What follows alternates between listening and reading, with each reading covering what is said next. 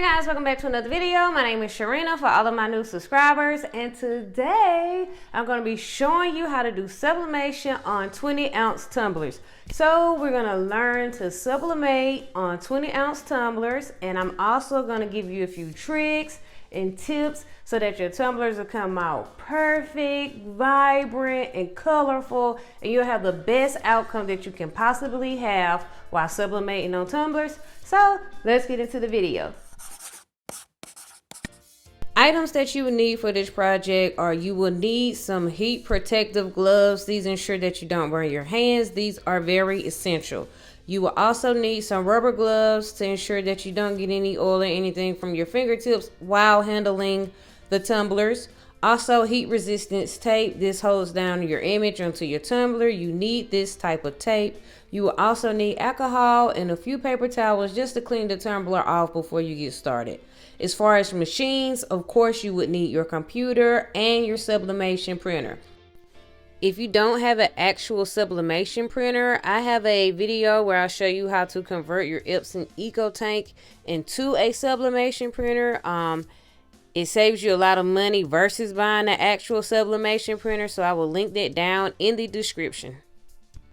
You will also need your HTV RONT Sublimation paper. You will need some form of sublimation paper to sublimate, and this is HTV RONT. This is a very good sublimation printer paper. I use this paper all the time. It works perfect with the tumblers.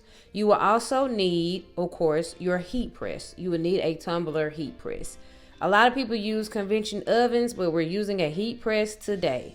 And last but not least, you will need your sublimation tumblers. These tumblers are from HTV RONT. They are also offering a $18 coupon for purchasing this 12 pack. I will be sure to drop that in the description box as well. That link to that $18 off is exceptionally good. Even without the coupon, the prices are excellent. What I like about HTV RONT and their company is that they actually make sure that you have everything that you need along with the tumbler. So this is a 12 pack of tumblers. Each tumbler is pre-packaged individually. It comes with a rubber bumper, also a non-leaking lid. They also come with 12 individually stainless steel straws plus the straw brush for cleaning.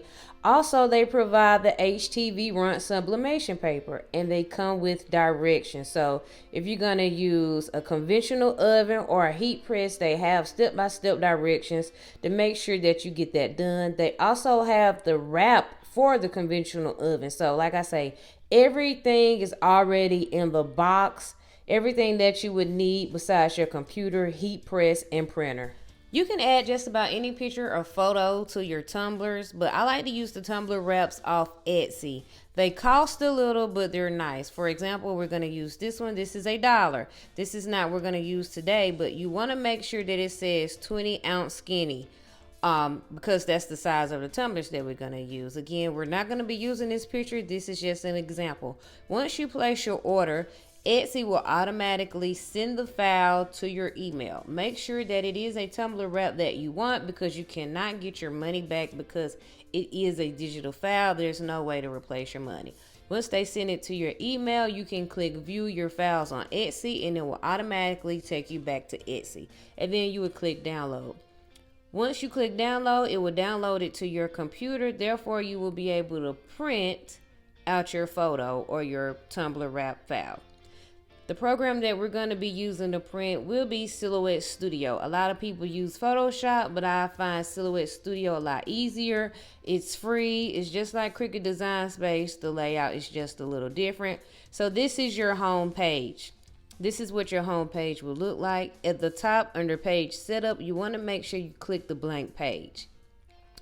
Also, you want to make sure that you click letter 8x5x11. You want to also make sure that your width is at 11 and your height is at 8.5 and it's in landscape. So this orientation is called a landscape orientation. Now you can go over to your files and you can open up the file that we just downloaded.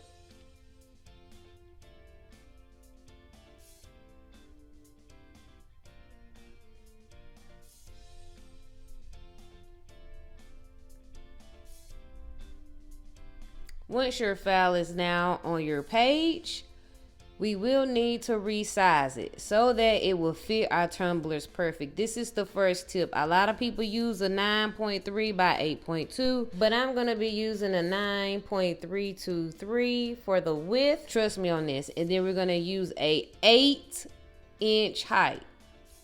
Trust me on this. Once you click print, to make sure that your colors are vibrant, you want to pick the printer that you're going to use. So we're going to use our sublimation printer here. Then you want to go over to preferences. Follow these steps. I promise it's going to come out great. You want to make sure you're in landscape mode. You want to make sure you're in premium presentation paper matte for your paper type. Quality must be at high. Everything else looks good. Go over to more options. Under more options, you want to click custom. And then you want to go over beside it, and then you want to click advanced. You want to make sure you click color controls, and under color mode, you're under Adobe RGB, and your gamma is 2.2.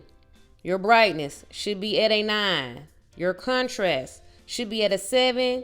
Your saturation should be at 15, and your density should be at 4. This is going to make those colors on your tumbler pop. And it's going to look so great. Promise. And then you want to click OK. You want to make sure that your image is mirrored. And you're doing bi-directional printing. Everything looks good. You want to click print. Here's our image. It's all printed out. Now it's time for the fun part. Let's make this tumbler. First, you want to clean off your tumbler with some alcohol and make sure your tumbler is dry. That's just to clean the tumbler. And then you want to cut the borders from around your image. What I do is I cut the border from the top, I cut the border from one side, and I cut the border from the bottom, leaving a little border on one side. As you can see, there's going to be one side where you can still see the white border on my image.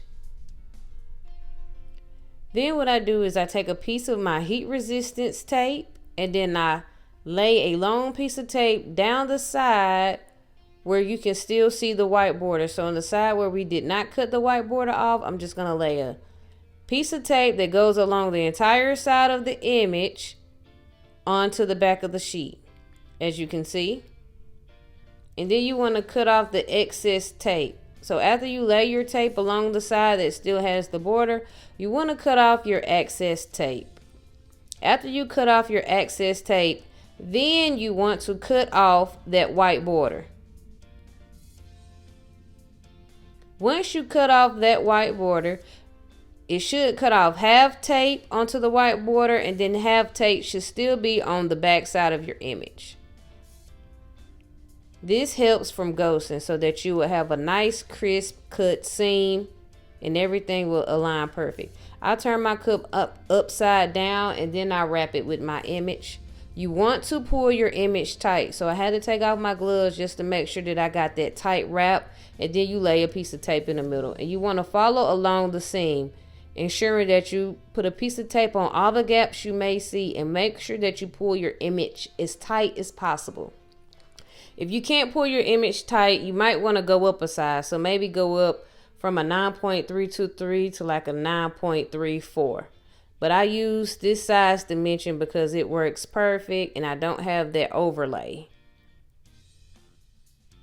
And then you would see in a few, once I'm done taping, that you don't have any extra picture that you have to fold over the bottom or you have to fold over the top. The image will be flush onto your cup and everything will be nice and sleek looking.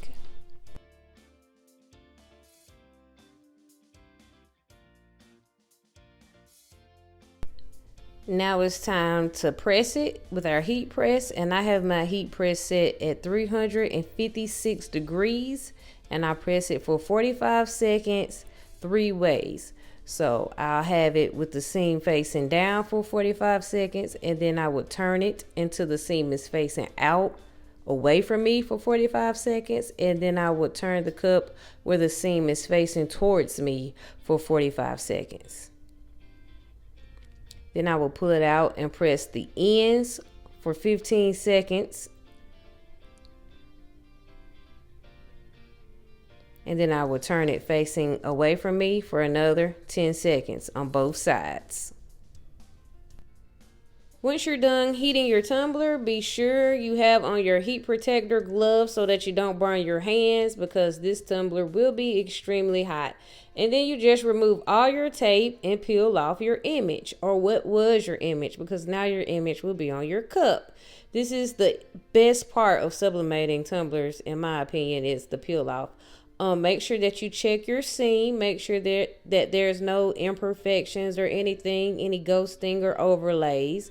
Everything looks good. I know it's hard for y'all to see right now, but I'm going to take it outside so you can see a better view of it. But don't forget to add your rubber bumper at the bottom of your cup, because the rubber seal also has the washing instructions on it. So you want to make sure that you put that on your cup, and you can replace your lid and everything, because your cup is done and it's good to go. But I'm going to take the cup outside so that you can get a better view of how vibrant the colors are, because it's hard to see in the house sometimes. So here you are, the grand reveal. Look how nice it came out. Look at that seam. I really, really like the colors on this cup. I really do. And the sun just you know, gives the cup its purpose. It just gives the cup its purpose. Just look at this cup. Yes. But that's it for the video, guys. I hope y'all enjoyed it. I hope these instructions help you if you have problems sublimating. And if you get the chance, follow my other socials, and I will see y'all in my next video.